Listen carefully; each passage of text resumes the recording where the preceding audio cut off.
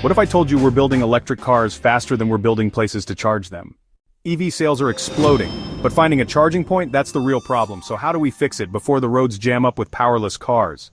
GIS isn't just about maps, it's a location intelligence engine helping cities place EV chargers exactly where they're needed most. It analyzes where people live, drive, stop, and shop. Combine that with power lines and land use, GIS reveals the perfect spot. In LA, GIS helps slash charging wait times by 30%. Planners didn't guess, they used smart layers of data to get it right the first time. Would you trust your city to guess where chargers should go, or should they use real data to build a smarter EV future? Comment below, does your city have enough chargers? The next step, GeoAI. It doesn't just map where demand is, it predicts where it's going. Every wrong charger placement wastes time and energy, but every right one could power hundreds of cars and protect our planet.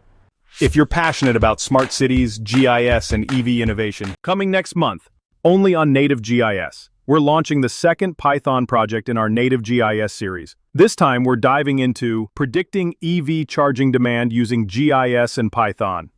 From mapping EV adoption rates to analyzing traffic flow and forecasting future demand, we'll show you how real data and real maps build smarter cities.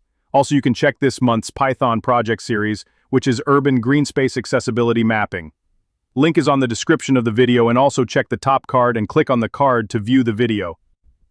So if you're serious about mastering spatial analysis with Python, hit subscribe, tap the bell, and stay tuned to Native GIS. Let's map the future together. Workflows. Thanks for watching.